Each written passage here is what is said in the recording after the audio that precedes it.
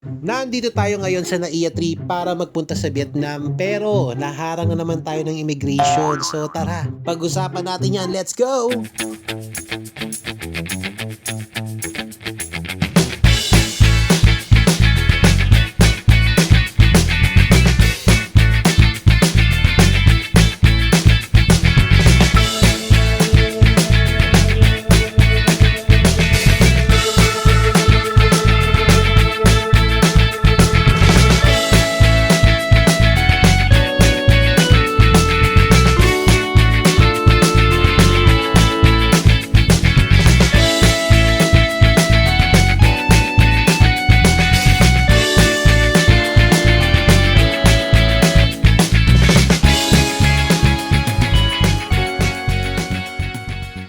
And for the second time around, na second interview na naman po tayo, just like what happened last time sa Singapore. Na second interview na naman tayo ngayon papunta sa Vietnam. This time, medyo light na lang naman ang mga tanong nila. Ang tanong lang naman nila sa akin ay kung saan ako o nagtatrabaho, kailan ang balik ko at sino ang mga kasama ko.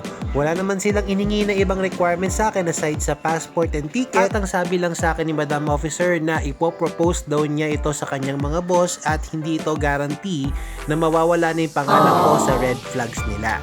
Kaya naman, ang advice ni Madam Officer sa akin na sa next travel ko ay agahan ko para just in case na ma-second interview ako ulit, makakaabot na ako sa next flight ko. Laking pasasalamat ko kay Madam Officer dahil hindi niya ako ginisa at natuloy pa rin ang aking Vietnam. So here we go, Vietnam! Let's do this! Pagdating ko agad sa airport ay napansin ko ang ganda ng kanilang airport. Maliit lang pero napakalinis at napakaganda, maaliwalas tignan at may wifi. At ang tip lang ha, mas mura magpapalit ng pera dito sa Danang Airport kumpara sa NAIA 3. Kaya kung ako sa inyo, dito na lang kayo magpapalit. Nagpalit na rin kami ng SIM card dito kay ate. Malapit lang to sa tapat ng airport and after that, nag-grab na nga kami papunta sa aming hotel. Na-avail nga pala namin yung SIM card namin via Klook. So, salamat Klook! At ang pangalan naman ng aming tutuluyan ay Mangata Beachfront Hotel na nakuha naman namin sa Agoda.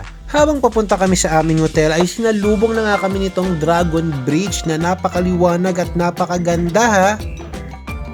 At balita ko nga na every weekend daw ay bumubuga to ng apoy at tubig. Naku, hopefully sana makita natin. Napansin ko rin na unti-unting nagbabago ang kanyang kulay. Tignan mo, oh. Amazing! Woo!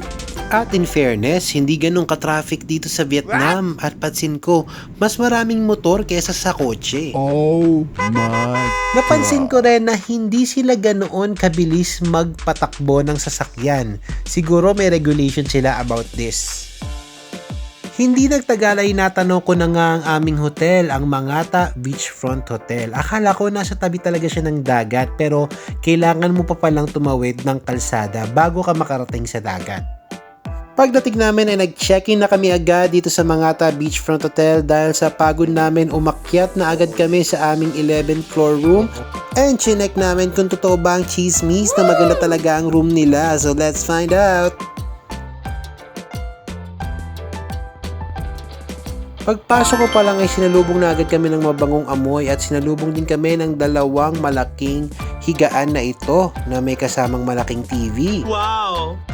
Napaka-comfy ng bed na ito at feeling ko makakatulog ako na napakahaba this time. Ito naman ang kanilang restroom na napakalinis at napakabango na may kasamang shower at toiletries.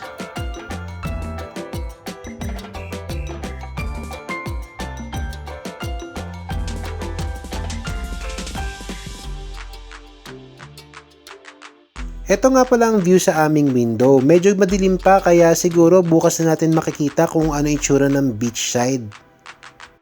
Sa ngayon pa lang ay laking pasasalamat ko na dahil ang dami kong pinagdaanan din. And I think this is the best time to rest dahil wala pa akong katulog-tulog simula kanina. And siguro ang mga mapapayo ko lang sa mga gustong magpunta ng Vietnam at dadaan ng immigration tatlong C.